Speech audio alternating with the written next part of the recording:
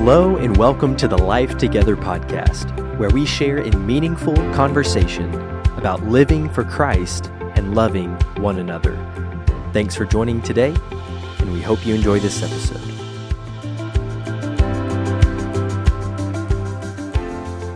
Well, hey everyone, I'm here today with Jason Songer, and I'm excited for this conversation. I met Jason about a year ago, and we were standing outside in the cold outside of Diddle Arena waiting for a WKU basketball game, and we're on kind of opposite ends of the entryway waiting to get in, and we're just kind of standing around while everybody else is going through the doors.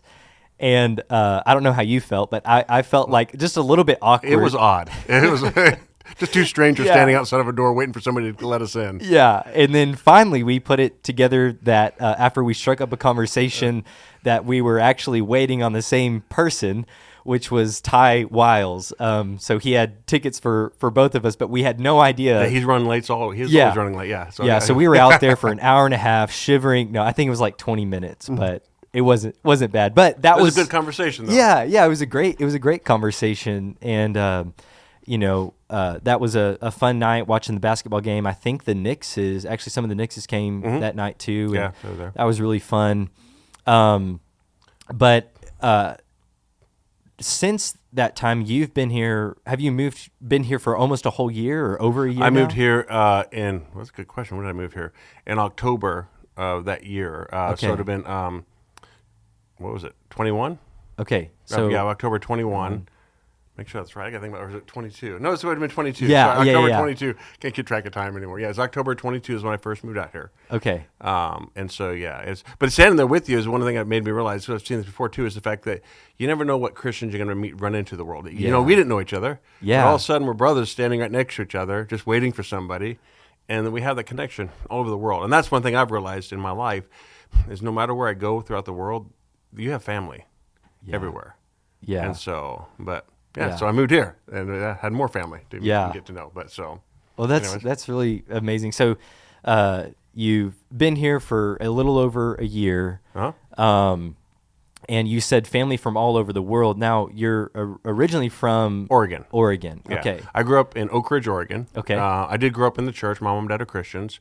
They didn't become Christians until they were a young married couple in life. But anyways, that's a good story on its own some other time you want to talk about. Another time. And once again, I'll say that's the providence of God on that one too, even though we'll have to talk about that another time frame. Yeah. But I grew up in the church. Not that changes anything necessarily as far as that, but obviously I learned my faith through my dad, teaching me and showing me the way to go. And it's made a difference throughout my life. Yeah. But also the way my dad taught me how to handle the world, I guess, some ways. I don't think he doesn't realize it. Even to this day, he doesn't realize some of the things I think he did that helped out with that for it. But yeah, so I grew up in the church in Oregon. Yeah. Well, so what was kind of the reason for the move here to Bowling Green and then to Lost River? Well, I guess we're starting more towards the end of the story of my life, but that's all right. We'll walk it back. We'll get through all of it. Yeah, we'll start here in the kind of middle of it, I guess. Sure. So no, I was at a stage of life that I was previously married. My wife left the church, unfortunately. She left God, and then she also left me. I have 3 kids with her, but I was getting to the point that I was trying to get them to grow up. And so I knew I wanted to move on with my life, but also to get remarried to a faithful Christian woman. Unfortunately, in the Northwest, there's not as many faithful Christian women my age that can be married in the Northwest. It's pretty few and far between. It's a sad thing, but that's just the case right now. And so I needed a change in life, and obviously I was looking forward to possibly getting married out here. And there's more Southern Christian women I heard that could get married than back there. So that's on the side note. But also then at that time frame, my best friends, Justin and Anna Nix, they had also made a change in life and had moved out here a few months prior to that. And they moved out here because of family. And Justin was sending me emails all the time about what property was for sale. He's sending me house articles nonstop, actually, believe it or not, every day about what was available, what was out here, and he was always bugging me to come out here. And so if it hadn't been for him, I actually was going to take a map of the U.S. and just take a dart and throw it. And then where it went, I was going to go, something like that. But, my kids are growing up, and they went off to college in different places throughout the country. So it's time for me to to spread my wings again in life Yeah. and do that, even though I'd been around the world a few times. So I came here to Bowling Green and actually stayed with John and Becky Nix for a few months until I found a place. They were nice enough to open up their house to me, and they took care of me. And then I was able to get a place, get settled down, and then make this my church family, Yeah. and go from there. And then of course we have somebody that meddled into my life a little bit more. Would be Paula Hensley. That she decided that she was going to help me find a wife, and so she knew of a Christian. One of her best friends down in Atlanta, Georgia, that knew a single Christian woman that was also looking for somebody, and so they got us together. Even though it was a long distance relationship, it still worked out pretty good. So Yeah. now I'm married with a beautiful woman that is a faithful Christian. So we're good there. Yeah. So yeah, what made me move here was just a stage of life. I needed something different. The church I was at in Portland, Oregon, had quite a few big up and downs. Unfortunately, it went from about 150 people, which actually is one of the largest churches in the Portland area. It went from 150 people down to 30 people before I left. Wow. I will say COVID took its toll. The devil was playing hardball in ways you can't imagine. There's stories after story on that one. Unfortunately, we had some men there that were not being very good with the church and causing more problems. But it got to this point where it was stable again. Only about to 30 people. At least they're a good, strong, stable church. Unfortunately, the numbers down to about 30. Yeah. Wow. And so, but I felt good enough that, okay, it's strong, it's settled, and all those problems are gone right now. Of course, the devil's not going to quit trying to tear us apart. And that's one thing I warn about people out here, even though this is a large congregation, Yeah. the devil's trying to find his way to tear us apart. And Absolutely. I mean, you'd be surprised at some of the things you hear at different congregations. When I tell them my stories, they're like, oh, yeah, we've had this happen and this happen. Things you can't imagine, what little things the devil uses to just rip a congregation apart. Okay, well, one of it is we actually had, as we're trying to, during COVID and things are getting better, we get back into our building, we had a reverse flooding problem. The sewer system went backwards through the building. Awesome. And, Great. yeah, you have sewage 2.5 to 3 inches deep Wow. throughout the entire building, and of course it condemns the building. We lost members over that. I had one lady tell me, well, because we finally find a resource room in a hotel, a conference room, but it has no windows. She goes, well, I can't worship God without windows. I'm like, I didn't know there was a verse in the Bible that said that, but okay, I kept looking for it. No, I was like, Right. seriously. And so trying to deal with stuff like that. And you lose people over the smallest little things. Yeah. Over just us worshiping in a conference room. Because who knew the devil was going to have, not saying he truly did it, but Yeah. the fact that flooding came backwards and kicked us out of our building Yeah. is a challenge. Something nobody ever would have thought of. You couldn't bet $1 million on it no matter what. I mean, it was horrible. Yeah. But people gave up their souls over something as simple as a window, which is sad. Yeah. But anyway, so yeah. So the church, though, is doing good now. It's strong. It's still being That's strong. good. I mean, it's small numbers, but nothing wrong with that as long as you're staying faithful and true to God, I guess. So, right. but yeah, so then I felt comfortable enough that I could, of course, my kids have moved up. Time for me to move on. And so I did. Yeah. Yeah. And I came out here. What a great feel good story. But what I know is that all of that was not without its a host of challenges and Yes. adversity. And in fact, I mentioned this previously, but in that initial conversation when you and I were shivering outside of Diddle Arena waiting on Ty Wiles, while we were waiting outside, I remember there was something about the way you shared some of your life story in that brief moment that struck me and made me realize, okay, there's something deeper here about how your faith in God has allowed you to overcome great adversity in your life. That was a theme that just really stood out to me. And then, we met up with everyone else, and, I didn't get to kind of hear, I guess, the rest of the story or the deeper parts of the story. And so that kind of leads us to today. And so here, I know we're all so glad that both you and your wife are here at Lost River, and that's been fun. I've been just encouraged even by our brief interactions on Sundays and Wednesdays. But when you think about your faith in God and overcoming adversity, where would you kind of start? What's your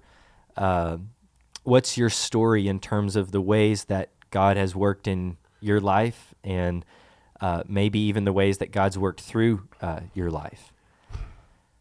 Well, there's a couple, I guess, with it as far as that goes, and it all comes down to, I'll say that the passage that kicked in my mind actually is when it says in Romans, of course, that all good things work good. All things work good for those that love the Lord. Sorry, I didn't very good at quoting that, and people don't realize that sometimes. If you're really willing to understand the fact that He can take a parachuting accident, which I'll get to in a minute, and I will say a brain injury, which I have, and turn it into good. God can do, and I mean, when we think about it, He turned the most horrible thing, Christ being crucified, into the best thing. Yeah. And so why can't He do that with our little lives? So things like that. And so the other verse I think about that is when Christ on the cross says, "Unto Thee I commit my spirit." Yeah. Do we truly commit our spirit unto God? Do we trust God enough to say, "I trust You 100% to give You everything"? And I'll give you one of the first encounters of that with me is actually in my past, in my military career, because obviously I grew up in Oak Ridge, but I went and joined the Air Force and became a very active career where I went and rescued people. My job was to bring all the guys home. So I was a pararescueman in that I would jump out of planes to go pick up people and bring them home. And so that's the basic idea is we'll say is that if a pilot gets shot down somewhere he's not supposed to be, I parachute in, pick him up, and somehow find a way to bring him back home. And to, of course, hopefully medically treat him, bring him back alive. Anyways, one of my first parachuting accidents, and I hate saying accidents because there's been more than one because that's my very active career, but I was tangled up in another person's parachute and I couldn't open mine and where I was actually truly falling to my death. And I remember seeing my arms all wrapped up in the lines and that my odometer is just going straight down. It's just my altitude just dropping nonstop. And I knew that it was the end, but I simply said a prayer to God. And that's one key. And everything I've been through in my life, I pray. Whether I'm being shot at, whether I'm crashing a helicopter, whether I'm parachuting, having problems, always pray. Always, always, always, always pray. And I simply said, Lord, I'm coming to meet You. I get to meet my Maker. And I look over and I said, I look at my altimeter and I go, how much longer, Lord, do I have till I meet You? Trying to see how much more time till I impact the ground, knowing I was coming down to my death. And at that time, I look over and wait, my hand is free. He allowed me to be able to open my reserve parachute, and I actually deployed my parachute as I'm watching the top of the trees go past my face. I open my parachute and I impact the ground just enough to keep myself alive, though. But the key point being in there is I simply gave over to God. And not that everybody's going to have that situation, and but no matter what your situation is am I ready to meet my Maker? Am I willing to give up everything? Am I willing to commit my spirit to God? That's what I'm saying about what Christ did, is I am willing to trust God. Whether it's that or whether it's like my new recent marriage is the fact that I trust God's going to find me the right woman. So rather than me trying to find the right woman for me, maybe I need to trust God to find the right Christian woman for me, which He did right now. I'm very, very happy with Shanda, trust me. But, and I think that's the key is that are we willing to give God all power? To realize I don't have any power to save myself from a free-falling accident. I don't have the power to do all these other things in this world, but God does. And are we really trusting the fact that, if I didn't make it through that parachute didn't open up for me, would I have been okay? God would still have taken care of me. Do I trust Him enough for that one? So you have questions, so I can see it in your eyes, I think. Yeah, wow. I mean, I have more to say, but you have a question, so go ahead. Well, it's as you said before we even opened, it's like, how do you imagine that, right? If you've not been in a situation like that, that's really hard to comprehend and imagine. And to think about the thoughts that would be spiraling through your mind in however many seconds that would have been, which is one of the questions I had about, do you happen to know about like approximately how much time? I'd have to go back and do the math on that again. I haven't thought about that, no. That's just interesting, Yeah, it's going fast, so yeah. But your brain is working fast enough to handle that. Yeah. So. And, people talk about, they'll use the expression, your life flashing before your eyes and all of that. Mm-hmm. It's interesting to hear that in that moment for you, it was, I don't want to misinterpret it, but it sounds like this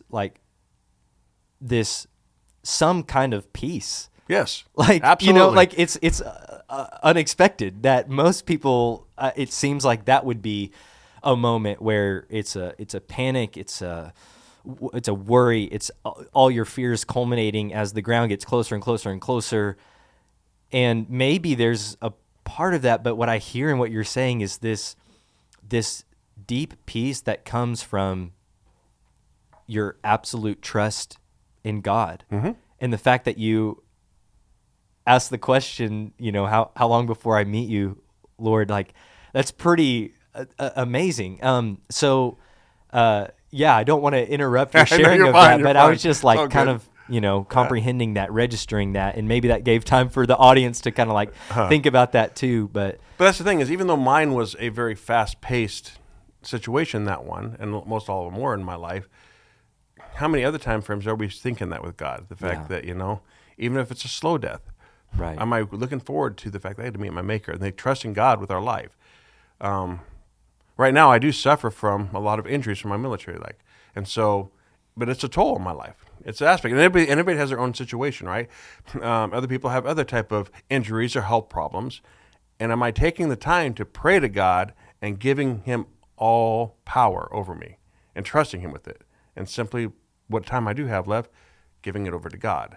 And it's hard. I know that is. Yeah. But that's the thing is, whether it's the couple seconds you have in free falling, which does seem like an eternity, or is it, the 40, 50 years that you have of suffering through some sort of illness? And I think sometimes those are even harder, those longer-term sufferings. Mm-hmm. But it still comes down to the question of finding peace with God. And I think that's what's helped me in my life, is you're talking about that, is that my military career had life-threatening situation after life-threatening situation. And it always came down to, I can remember those prayers. I'll have a lot of memory loss from having a brain injury. I lost a lot of memories. To give you an idea, unfortunately, I delivered all 3 of my kids, but I don't remember that. I don't remember that. And that's one of the most important things in your life, right? You'd remember your kids being born. Those memories are wiped away. But I remember my prayers I've said to God in those times of trial. Those actually stick in my mind. Those stick out. Those are more important than my kids being born, me delivering. I mean, when I say deliver my kids, I actually deliver them because I'm medically qualified to do that, or was. And I shouldn't be doing that anymore, but yeah. Mm-hmm. Anyways, but that's what sticks in your mind, is that relationship with God. And I can tell you that, whether it's having multiple free-falling accidents or having a helicopter drag you through the trees, or being shot at, or having a missile shot at you, or whatever it may be, I don't remember the rest of all the stories, but I remember my prayer to God over and over again. I remember Him answering them in the way He did. I mean, I can't tell you how, it wasn't Him speaking through the cloud or anything like that, but the outcome of it, and everything did work for good. Yeah. With that. And so, and sometimes it's not always about us too. Sometimes maybe it's me living through it. God allowed me to be able to live through it so I could share my story to help somebody else. Mm-hmm. And that's the one thing about this I want to make sure, is that none of this is about me. It's about glorifying God. It's about helping each other get to heaven. It's edifying each other, building each other up. Because there's no way I saved myself from that one, or any of my accidents. I didn't save myself from any of them. God let it happen. And so therefore, I'll say this one. My last parachuting accident that did actually end my career and got me got me retired from the Air Force. It was severe enough, of course, that I had to go through quite a bit, and we'll get to that maybe another time frame. But I don't know how many members of the church said, what you went through made me stronger as a Christian. And I didn't do anything. And that point in time, I was not able to function very well at all. But it helped them reevaluate their faith and put their trust in God, and to make their faith stronger. And so I'm glad that God used me and uses the physical things I've gone through in life to help other people with that. And so, anyways, some more questions. Yeah. Well, I think that Romans 8 passage is so fitting. God works all things together for good for those that love Him and are called according to His purpose. And the way that you've described that good, that's important, right? How do you define the good in Romans 8? That's kind of key in what you're saying, is the good is not necessarily what makes for the most comfortable life, what makes for the easiest, peaceful life, but what accomplishes God's will and purposes. And that often has to do with how your suffering and the challenges that you go through impact other people and change their lives and draw them closer to God or instill faith in them. And that's an awesome takeaway from that passage. But you said there was the final accident, the final parachute accident that ended your military career. Right. How long were you in the Air Force until that final accident? 17 years. 17 years. Yeah. Wow, that sounds like a long career. I don't know how. Well, just short of true retirement, I guess. But Okay, yeah. okay. So I mean, I would have gone longer. I loved my job because I got to rescue people. I got to bring guys home, and so I understand the concept really well as far as when God sees it, He has to save His people out of the torment, out of the terror that we go through in life, and to watch somebody go from where they're going to die, they have no power over their own life, and to bring them back to their family, it's life-changing. I mean, that's what it's about. I could care less about the war. Mm-hmm. It's about bringing guys, or I've rescued I've only rescued men as far as basic military stuff. I've rescued women out of civilian rescues, but it's watching families get reunited. To watch a son run up into his daddy's arms when he didn't know he was never going to see his daddy again, and then watch the wife run and jump into his arms too and collapse all three together. It's life-changing. Yeah. But, and I think that's the key there is that it shouldn't just be their physical lives. What are we doing to get their spiritual lives back together too? And help them with that. And so I wonder about that. You're talking about the fact that the good that God's talking about in Romans isn't just for our good. Right. Like I said, I was mentioning, sometimes the good is affecting us, but it's also affecting multiple other people that we don't even know how many people got affected by what we've gone through in life. Yeah.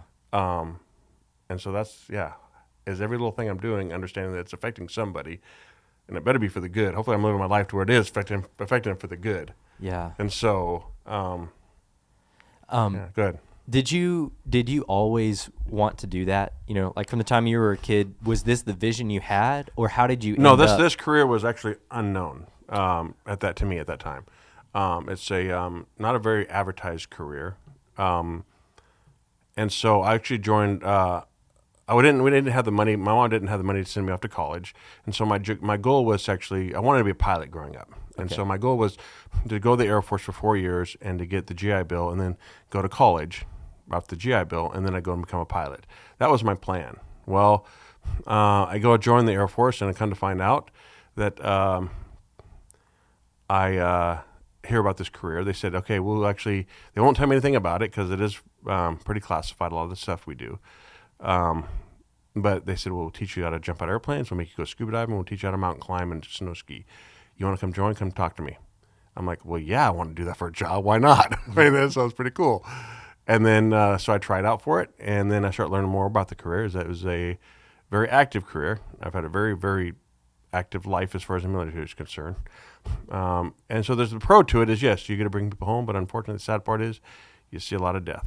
You see a lot of bad stuff in life too. You see a lot of wars. Yeah. I'm curious, at what point did you realize just how dangerous and how challenging this was going to be? Because it sounds like, I know you were kind of, being a bit like lighthearted, saying, hey, sign me up. This sounds awesome. I'm curious though, like at what point did it register that like, oh, this is okay, I knew it was dangerous because I was already jumping out of airplanes for training and Yeah. already going through all the other stuff as far as learning how to do the job. Mm-hmm. But then went on a deployment, and actually at that time frame, we're in a two-man team, and we go somewhere and pick somebody up and bring them back. And so one of the other guys I graduated with, of course, he's on another team, and he just came off alert, and I came on alert with my guy, that's my team leader. And so we're sitting there waiting for what we're doing, and all of a sudden I get alerted that I have to go somewhere. And of course, I'm excited and happy, and he's mad. He's actually kicking the tires on the helicopter because they're getting ready to deploy me in through helicopter purposes into another country, actually. And so a country we weren't supposed to be in. And so I'm thinking I was happy and glad, and unfortunately, when combat hit, it changes things instantly. And I've warned a lot of young men that think about, it'd be great to go to them. I'm like, no, it's not. The very first second you get shot at and you start shooting back, your life changes instantly forever. And I came back with my head down, and my buddy's still mad And I'm like, you don't want to go there. You don't want to deal with it. You don't want this. I said, yeah, I'm glad I did it, but it's a different world than you think it is. And I think that's the case for all of us. We have this expectation in our life of, oh, I'm going to get this career and it's going to be this way. I mean, even you as a preacher, right? You think it's, all you see is the nice things about it. Well, as you're probably learning that there's some hardships in it too. Yeah, I've had to dodge bullets and jump out at just like, but you've had to deal with other things. Right. Yeah, you're dealing with some spiritual bullets. You're dealing with some other things that, right. And that's the thing is, just because I could do it through some physical things doesn't mean there's not other ones out there. Like, yeah, we always get this light of, hey, this is going to be an amazing career. Mm-hmm. Yeah, it can be, but, yeah. And that's the challenge is the devil's still going to use every single thing to, Well, here, I'll give you an example on that one. So I go through that first combat mission, and of course, what do all the other guys do when we come off alert? They all go drink. And in the military, even though at that time frame I should be drinking, they still offer me free beer. So he's like, okay, that's the challenge. The devil threw that temptation right in front of me. Here you go. You did a great job. And you're like, wait, what am I supposed to do with this? Because I'm all by myself. There's no other Christians around. And so the temptation's still there. Well, that's what all the guys do after a great mission. Well, no, that's not what you do. And so those are there's always those challenges of, he's going to find a way to put something in there. Yeah. And of course, the memory of that is still in there. It's still haunting me. Yeah. And it's still a challenge. But that's where you got to give it over to God and give that fear over to God. Give that, pray to God about it. And I have over and over again. And I know I've given it to God, but it's still, the devil still brings it up every so often. And not just that one, but the other ones too. You're like, okay, it's still there. But God is still there too, and he's never left my side. Yeah. And so I know that. And I think back and looking through that mission, God was standing right beside me. I can't obviously prove it. I can't show it. But you look scripturally and you look at your life, you're like, oh, God was using me for what he wanted to. I was just the tool. Yeah.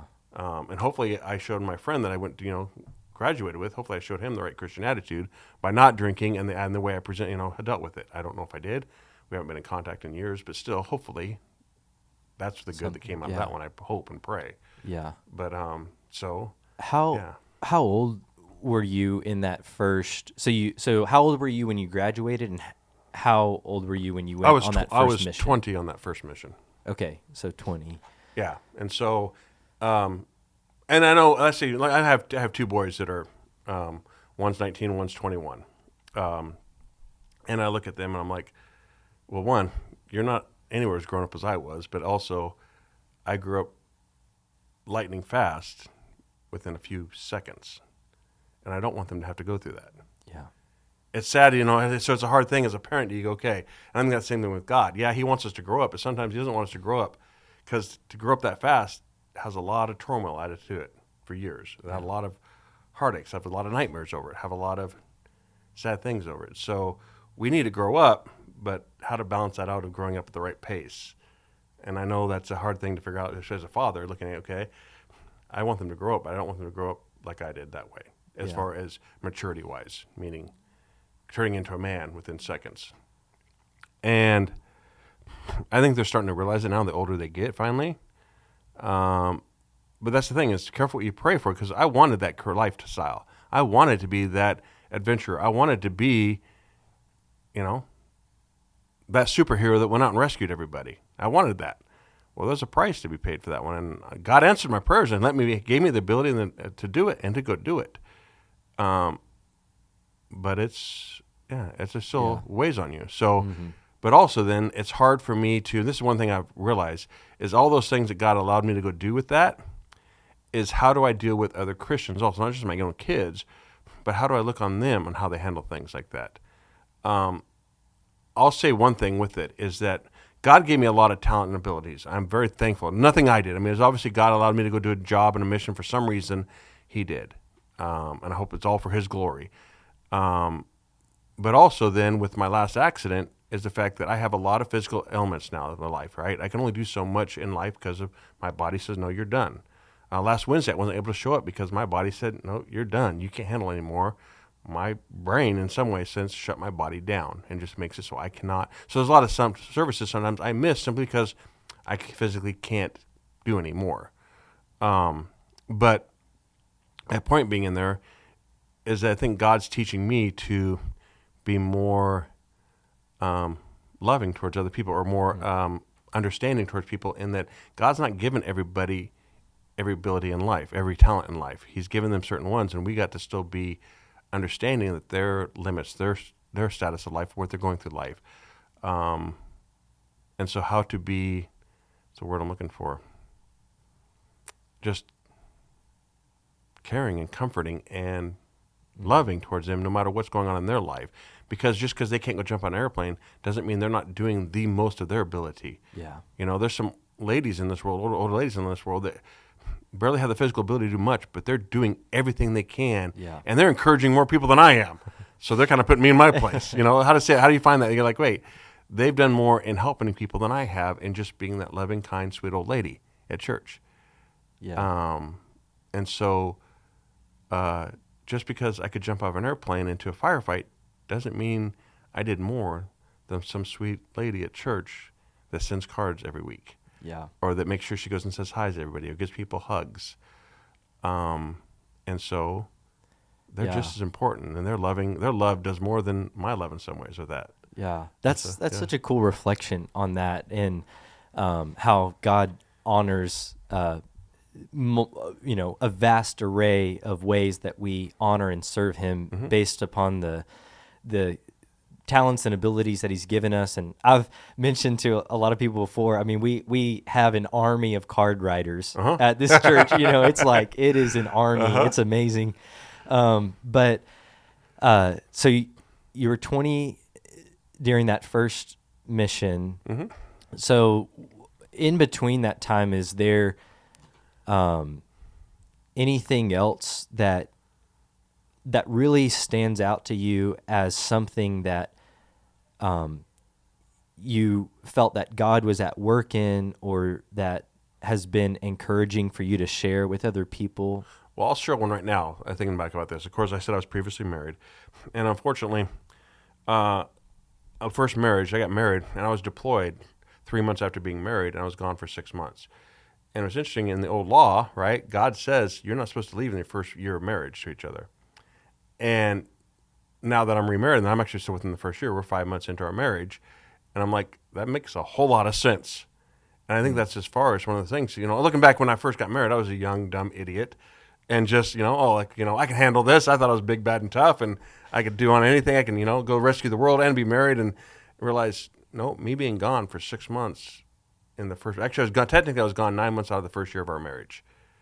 That's a complete, and that's what I warn a lot of guys going to the military. I said, don't do this if you're going to get married. You better get your career established. There are jobs you can do in the military. You're not going to be gone all the time. But like one guy came up to me, he goes, well, I want to go be a SEAL. I said, you might as well kiss your marriage goodbye. I said, you don't understand what this is going to do to you. And unfortunately, I was right. Same thing, but he was divorced within the first year, on his own fault, his own mistake, because he let the devil get a hold of him that way. But anyways, and so there's some things even written in the Old Testament that God had reasons for it. Even though it doesn't apply to us in the New Testament, we need to go back and reread those to see that, wait, there's a reason God said that. Yeah. And right now, with Shannon and I having our first year of marriage, I look at it and I'm like, wait, I didn't get to experience this in my first marriage because I was gone. Yeah, I was off doing some great mission. Yeah, I may be saving somebody's life, but it hurt was my marriage, because we weren't able to grow our relationship the way we should have been. And God's blessed me right now that Shannon and I can actually have this year to truly be around each other every single day of our life right now. Yeah. Yeah, we spend every day together. And so that's one of those things, thinking about, that God said, no, when you get married, man, you're not allowed to go anywhere. And so, going off of the military stuff with that is that there's a price to be paid. And so that's a challenge for all the young men is what career you go choose, there's a cost. I mean, you may be making millions of dollars, whatever it may be, but there's a cost to everything you choose in life and how it's going to affect your spirituality, your home life, and all those other factors. There's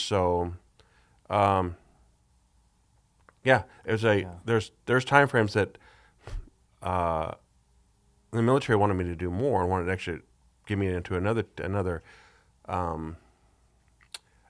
an extenuation of my job, shall we say, and to go and do more. But I realized at that time I had my daughter. I was like, no, I'm a father. I'll be gone automatically 10 months out of the year. and in the 2 months I'm back, I'm nothing but working nonstop. I can't be a father at that rate, so I had to go find a team that was not as busy. Yeah, the other team would have been great and wonderful and amazing as far as the status of the world. They write movies about these guys. But I'm like, no, I had to choose my daughter and my marriage over that because I was like, no, that's the wrong choice. And that's the challenge with, it's a great life, it's a great career, yeah, but got to weigh that all out, I guess, with that one. So, Yeah. but with that, I guess saying, even that's the one thing, a blessing with it is, in all my travels, I saw God everywhere I went. It's amazing to me that, and I wish some people would do this. And there's a lot of, we actually have some men right now over, Kyle's overseas right now getting to see the third world countries, right? Right. I wish every young man had to go overseas and go see what a third world country's like. We're spoiled rotten brats in America. Sorry to say that, but we had that presentation 2 weeks ago over the fact of, what the Christians are like in other countries, what they got to go through. We need to wake up and see what our brothers and sisters are going through in this world. And even those that aren't brothers and sisters, just humanity, and to go care for them. But, to go through all the different countries and to see how God created it, to see the beauty of his creation, to see humanity, to see that there's love in every single culture. Even our enemies love each other, which is amazing to me. So love's built into us. I have other stories I could tell, which I'm not going to tell today necessarily, but you hear of people throughout life that's just life. They're just trying to live life. They're just trying to serve their God, whatever it may be. They're just trying, but they still love each other. They still take care of each other. They still are mothers and fathers. They're still kids. They're still just people wanting to do the best as they see in life. And so that's what you get to see out there in the military life.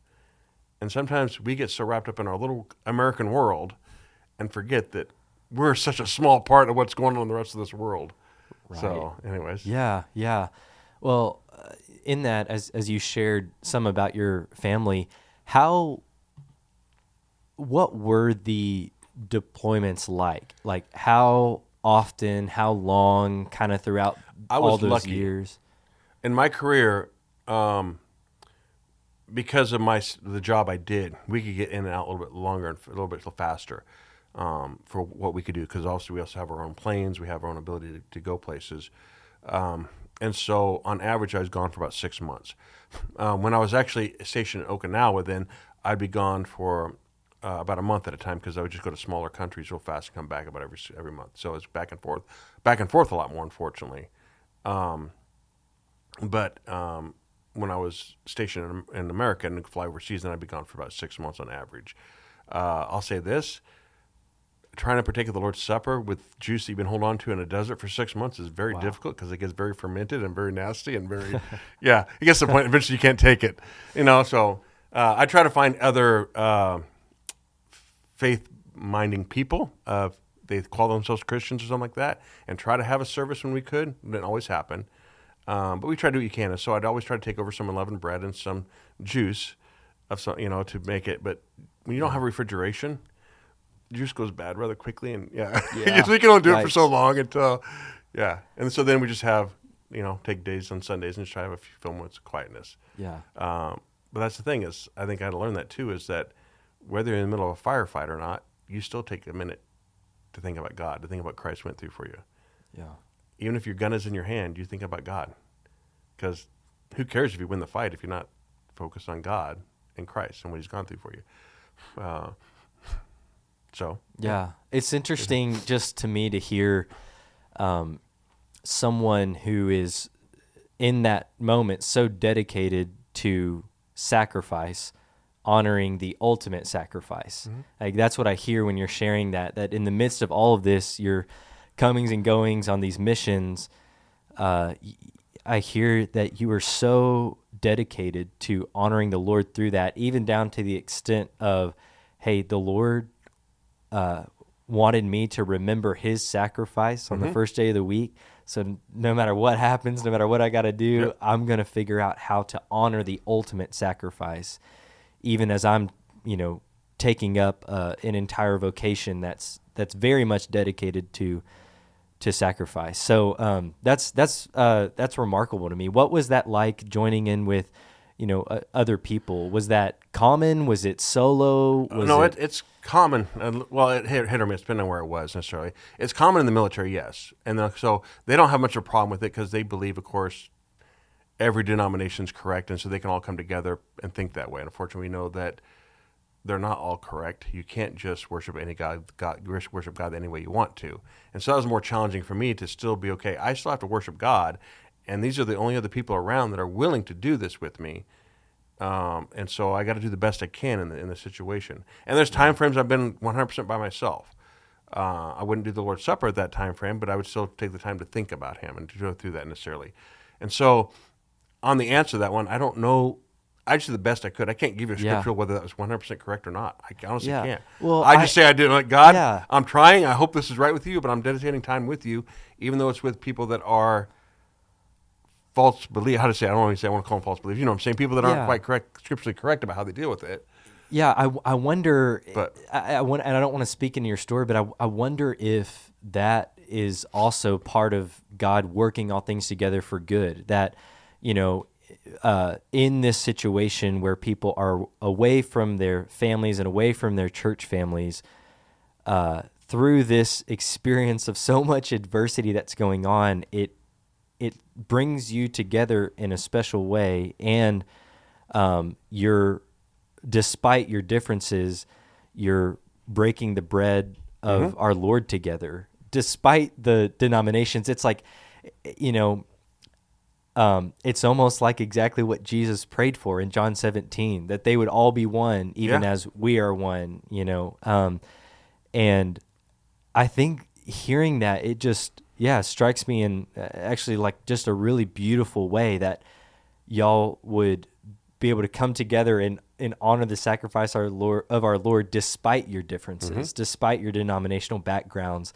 And I wish we had more of that. I wish we had more of that coming together. Well, it's a starting point. We find our starting point in the faith we believe in together. Yeah. Rather than us jumping onto the differences we have. Right. Let's, okay, what do we believe in together? And we all did believe we got to partake of the Lord's Supper on the first day of the week. And so, okay, well, that's a good starting point. Let's start there. At least do that one together, and then maybe we can have more Bible studies for the future on other things. Yeah. And I think that's out there more than you realize. It just Right. But we kind of get in our echo chambers and all that. Yeah. And so I'm interested in just how all that played out, that you stayed, dedicated to our Lord throughout that time. Well, I think that's the thing is, I don't know how many times, I can't say there was the providence of God because we don't know that. But obviously there's been so many times my prayers got answered quickly. And I've been saved over and over again, physically saved over and over again. And even, like I said, the physical things that have happened to me still worked out for the good. Well, it definitely worked out for the good of God, because one thing with it is, even though I got medically retired from the military, when I was back in Portland, my life was nothing but more than dedicated to those of the church. I got all the old ladies of the church calling me nonstop saying, hey, can you come over and fix this? That was my job. And so it was good that I could have the time. I didn't have to work. I was retired. So therefore, it still worked out for the good, even that part. But God, at the time frames, always saved me, always sought me through it, always took care of me, and always allowed me to see the good of it. Yeah. And that's the thing about it. And always got to see His glory in whether it's, I've delivered several babies, and that's probably the most compelling argument that there's a God. I don't care who you are. You deliver a baby, you realize, okay, there's got to be a God. And so it's one of the most beautiful things out there. And like I said, unfortunately, don't remember me delivering my own kids. I wish I did, but you see that in, like I said, the fact that all the trauma I have seen in bodies, their bodies still recover. They still heal. Yes, we lost quite a few, but the fact that God would give us bodies that do recover so well, and He's given us the knowledge of how to take care of it, and the ability to take care of each other, how to take, when someone needs help, that we're willing to go do it. There's actually a statement, it's known in the Air Force, is that my career field before it was created, I shouldn't say before it was created, but anyways, Our pilots, military pilots, are known to take bigger risks than any other military out there because they know there's people that the military's trained, like me, to go get them no matter what the cost is. So they're willing to push their limits and be the best pilots and go into more dangerous situations than any other pilots in the world because they know somebody's willing to give up their life for them. And actually, I had to swear an oath to the military that I would actually die for somebody. That was part of my criteria before I was able to graduate and be qualified at it, is that I said I'd be willing to die for somebody no matter what the cost was to bring them home. And so that made them be able to fight better and to work harder. And I think that's us for us as Christians, is that realize, wait a minute here, we already had the man die for us. Yeah. He already paid the ultimate price. Wow. I can go into any spiritual fight and not worry about it. I can push limits beyond anybody else out there as far as the spiritual world is concerned and fight because Christ already paid the price to keep me alive, right? And so, I was willing to jump into a firefight and bring somebody home. I was willing to, go through any environment there was out there over and over again, and they made the guys happy. They're willing to do it. They knew I was coming for them, and they thanked me for it later. And so they said, "Yeah, we pushed it because I knew you were on call, and I knew you'd come get me." Yeah, and I did. But think about that, is that if we're willing to do that for each other in the human world, in the physical world, and that only for a physical fight, which really kind of in the end of it doesn't mean much, how much more should it mean to us that spirit that's in us, that was in me for that physical world, it's also, that comes from God, that he's willing to die for us to make sure that we can finish the fight, that we do get to come home, that we do get to survive. You don't have to worry about it. Yeah, it empowers us. It does. That's such a helpful analogy. Wow. I, like when you know that the Lord is going to rescue you and save you at all cost, then that allows you to charge into the battle, into this spiritual warfare, with if we can put it this way, a kind of reckless abandon that is say, hey, I will absolutely lay down my life spiritually because I know that my life is backed up by the one who already gave his life for me. What can separate us from the love of God? Amen. Nothing. We're back to Romans 8, aren't we? Yes, Everything goes back to Romans 8. Go figure it all goes back to the Bible. Yeah, that's really powerful. And so that's actually one thing. I didn't realize this until years later.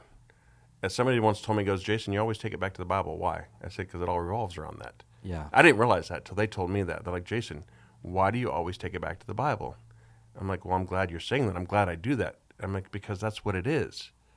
If it's not connected to the Bible, it's kind of pointless. And so, but yeah, the fact that God is going to pull us out of any spiritual warfare, out of any, and even physically, in our physical portion of the spiritual warfare, are we willing to, like the first century Christians, am I willing to lay down my life for Christ?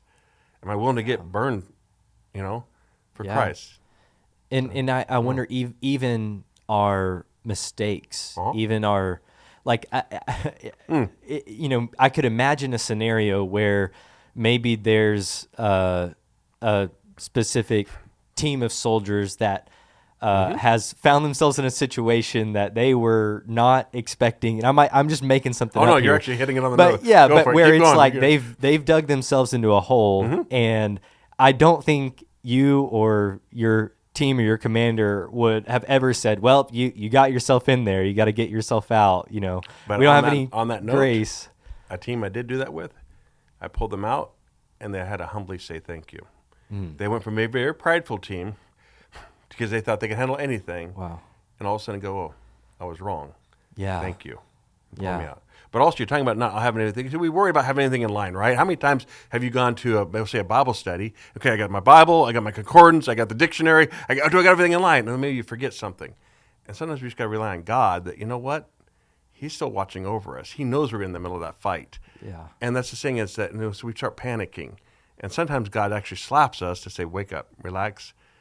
And so, I've actually had to draws out that humility. Because we do get panicking. Right. I'll give you an example here for one other one. So there was a pilot that got shot down out in the middle of the ocean. And he's an adult man, and he knows how to swim, by all means. And by the way, the instant they hit the water, they have inflation that pops up and keeps them floating. So he's not going to drown. No problem. And so he's calm. He's talking to me on the radio, and I come in there, I hit the ocean, I get to him, and I go up to him, and he starts acting like a 2-year-old brat and starts crying. Full on, just I've had it twice, 2 different occasions, different ways, but still. He's crying and screaming at me and trying to claw me down like a 2-year-old brat that just first time jumped in the water. I actually had to slap him, said, knock it off, act like a man. He goes, oh, okay. But he just simply had to have a wake-up call. Yeah. He knows how to swim. He's not going to drown, but he just panicked all of a sudden because he's in a different world, different environment, and forgot, no, I said I'll save you. I promise you I'll save you. I'm taking you home. But stop acting like a little kid. Yeah, that's not relatable to my spiritual life. But no, It's like, but think about that. How many times have you panicked about something in life? Absolutely. When you're like, you know what? Stop worrying about it. God's got our back. Yeah, I promised I was going to save you. Yeah. And so, but sometimes we just panic over things that there's no reason to panic about. And especially when it's somebody else around. Like he was fine up until he saw me. So are we fine up until we see maybe another Christian walk in the room? We can handle the conversation then, or whatever it may be, or or maybe that one person that we always struggle with in conversation that's not a Christian, and all of a sudden we start losing our minds. Okay, I can't handle this person, and we forget God's got our back if we're willing to still have that conversation with the person. But I don't say that. Sometimes we. Yeah. But that's one of the things that I was getting at in there is the fact that even when it is our fault, even when we do mess up, you still went to save those men. Oh yeah. And how much more is God like that toward us? Even when we did every time was our fault. Yes, exactly. Like it's never not our fault. Yeah, right, exactly. Yet, and sometimes we think it's almost, if I can maybe try to work with that analogy, like we don't even, pick up the radio because we think, well, there's no way he would save me again. Or I've messed up too much, so I'm not even going to, like, I go through that throughout multiple times in my life, and I think that's a common experience. I think we all go through that time frames in life, and that's the devil's trick. Yeah. Trying to think that we're not, God's not going to save us, or we've gone too far. It was all our fault. We did too much. And I've had those thoughts. Yeah. And you think, no, not for God. Yeah. The fact that he turned the most horrible thing into the best thing ever. Yeah. And, and the list goes on and on. How many other things has he done that he is able to turn around and prove it? And so I think of that as our own lives. If we look back in our lives, how many things has God saved us in our lives or helped us and used it for the good? The fact that I went from being able to do what I did for the military to where I struggle with having conversations that are wearing me out, or I can only do so much physically. That mowing the grass actually is too much physically for me now. So how do I go from that to that and realize, wait, I'm no worthless now? No, God's still using me. Yeah. It's not worthlessness for God. He just uses you differently than what I thought I was going to be able to do. He has his plans of how to use me. I'm just a tool. Am I letting him use me? Yeah. And so, it's kind of, it's hard to take sometimes, isn't it? Yeah, how to it is. think about that. We've been kind of, I feel like we've been talking around the accident. It's kind of, we've been like hinting at that. Your first mission was at 20. How old were you when you went on this final mission? I'd have to. Actually, I wasn't on a mission. I was actually getting ready to deploy for a mission. Oh, okay. And so this was was in. This is in the United States. And so I wasn't actually. We're getting ready to go to Afghanistan. Gotcha. And so I was in charge of my team and had a 6-man team. And so as I'm the jump master, I send my team out first. Of course, we have to, basically what it comes down to is we always practice everything before we go and do it for real life. You got to make sure, go through all the steps. Unfortunately, the Air Force had decided to change some of our equipment around and wanted to try some new equipment on us. And it was only the second time we jumped it. And this is actually technically a story to me. I don't remember any of it. This is what my guys tell me. With this, and so all my short-term memory was wiped away. Almost all of it, not all of it, but most all of it. And so we're getting ready to deploy. And actually, with this is that one of the guys on there, Kevin, him and I had been through a lot together. Let's just say that way. Him and I have been through a lot of missions. We actually had to hold the record for a while. We were so busy at one point in time that, we'd actually used to take drugs to keep ourselves awake because we're fighting for days on days on days on days. And so, unfortunately, I'm saying that because one thing a lot of the Christians learned is that military guys have a connection. We call ourselves brothers. And because we've been through so much together, there's a lot of things that Christians can learn from military guys, that their connection with one another is unbreakable in some ways. And there's a bond. It's solid that we will always be there for one another. We take care of each other. We trust each other. We lean on each other. And how many times as Christians we don't trust each other? We don't lean on each other. Kevin's not perfect. I'm not perfect. We've learned that the hard way to each other with that one, and so the other guys. But my point being with that one is he suffered actually as much mental loss. He actually suffered from stress because he left me behind while he went off to war. His wife actually made us sit down and talk one time about it because, yeah, she's like, you two are having problems. You guys need to talk about this and get it taken care of. Because he goes, I left you and I hurt you because I didn't stay with you. He went off to fight war. Whereas I felt bad that I was in a hospital. Of course, I didn't find this out for much year later. But I felt that I was bad that I let him go off to war without me. Anyways, on that, so I send my guys out, and we're at 8,000 feet. And so I'm, as the jump master, I'm the last one out from that particular one, the way we're doing that one. And I send them out. And my boss is actually still on board the plane, which is jumping from a 130, C-130. And he sees me out, and he says, he just started laughing. He goes, you're out of control. And he goes, you're never out of control. The second my foot left the ramp, for some reason, something bad happened.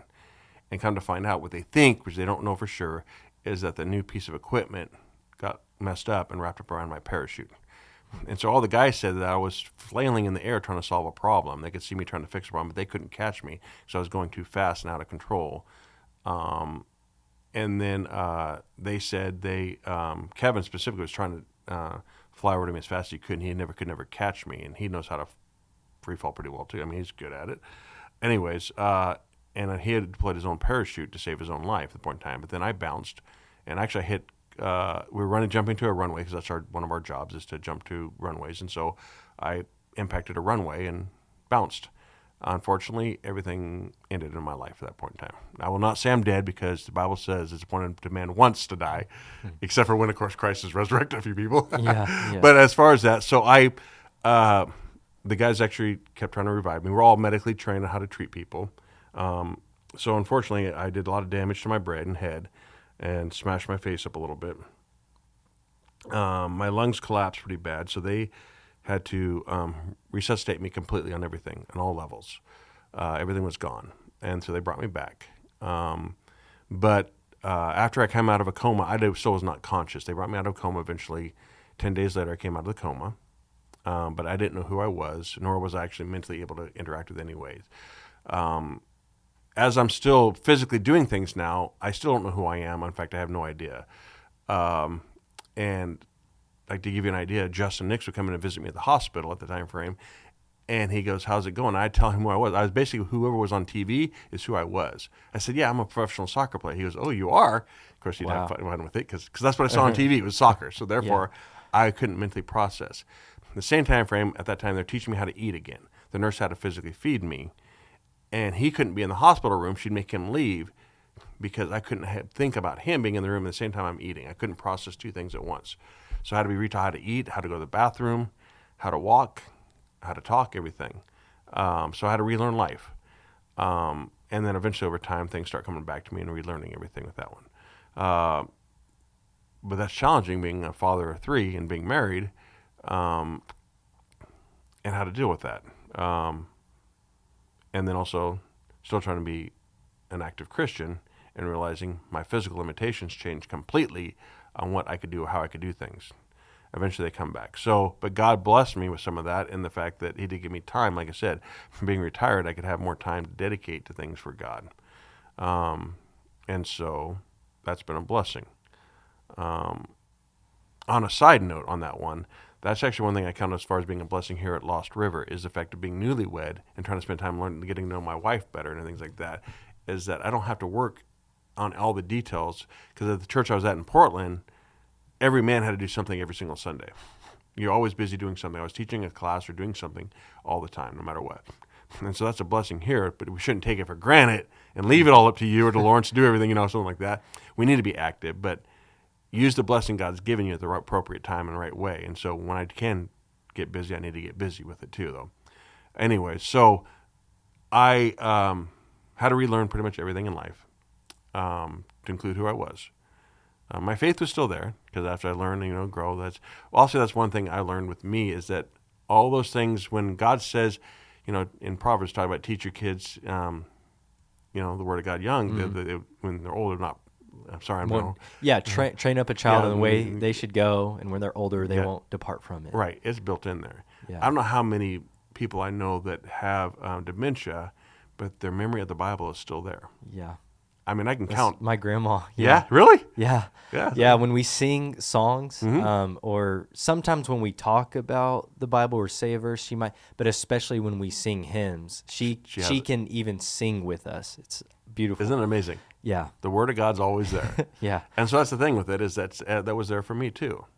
And of course, I still go back and study more and learn more because I didn't know enough. You always got to study and learn more with that. But unfortunately, with that, my wife at that time frame was liking the things of the world too much and not liking the fact that I was a different person as far as my physical abilities in life. We weren't making as much money as we used to make. Military took some of that money away. And so now you have to add that. The devil threw on that curveball and pulled her away from God. And so that became a challenge, is how to deal with the divorce, deal with your spouse leaving you and leaving God, and then, of course, trying to pull your kids away from God, too. Unfortunately, all three of my kids have been baptized. I actually baptized all of them, but my daughter is not right with God, unfortunately, right now. She did eventually follow her mom in that path. Not saying I've ever given up. Keep praying, keep trying what we can. But because we've all slipped and fallen away from God at times. We're all originally went away from God anyways, right? Yeah. When we sin. So, but anyway, so that's been the challenge there, is also how to deal with that with some of my physical limitations. And my sons and I talked about this last year. They're starting to see the fact that I had some of those limitations, but still pushed on with it and still kept trying and still gave them everything I had. And so when we don't think that our life is showing up to other people, it is. No matter what your situation is, whether you're able to go rescue everybody in the world or whether you have some physical ailments, it's affecting people. The way you handle it, the way you lean on God, the way you pray about it, the way you do things, it affects them. And that's one thing I think I realized over the years, and more I look back on my life, is how many things point to God and how much you're trying to help other people point to God. And I mean, the list goes on and on. Not just in the military, but other Christians and other things in life like that. And that's why my faith has gotten stronger because of what I've gone through in my life rather than weaker. But it's still a choice. I mean, I've known men that it pushed them further away from God. They had all the physical abilities in the world, and so they relied on that, unfortunately. Whereas I saw God's glory, God's grace, God's magnificent, everything he did was just phenomenal in this world, and how much he took care of me. Whereas other guys, they just go back to drinking and having a party and relying, I did this, I did that. And they forget that, no, it's God. And that's one thing with this, is that careful getting prideful, because he can humble you in 2 seconds. And that thorn in the flesh you have, you think about it, with Paul's thorn in the flesh, and my thorn in the flesh, is for our good. We forget that. It's actually for our good. It's not there to make us worse. It's there to make us better. And so I think with mine is the fact that, I have a traumatic brain injury. I am medically retired. I'm not allowed to work, according to the government's rules. And I know that. I have I have a lot of limitations, that I can only do so much. But in the end, it all works out for God and for his glory and for my benefit. It makes me a better person. And hopefully I can help others be that way too. You bounce from 8,000 feet, it changes your life a little bit. Yeah. But I did hit my mark, just so you know. I actually hit the spot I was supposed to hit, so Hey, I'm proud of that. Hey, that deserves a fist bump. That's pretty amazing. Wow. Don't challenge me on that one. No, I'm just joking. Well, the theme that keeps coming up again and again throughout all of this is just trusting in the Lord, and that whether, like you started out sharing the first parachute accident that you described, where as you're on the way down, you have this peace because of your trust in the Lord. And you talked about how that, while that was, however many seconds, that's really everyone's life. We're all, in a sense, free falling, and we have no real control over our lives other than what we choose to trust in. And the only thing that is deserving of our trust, that it truly proves trustworthy, is the Lord himself. And that was not only, I think, descriptive of that particular moment that you shared at the beginning of this conversation, but all throughout this story, that what brings you through the challenges and the adversity that you faced, and the adversity that we all face, is this trust in the Lord. So, Jason, thanks so much for taking the time to share some of this story with us, and to encourage us by your own trust in the Lord. And I'm definitely walking away with a greater confidence in our Lord because of it. Good. And if anybody else wants to talk more, then feel free to talk to me about it.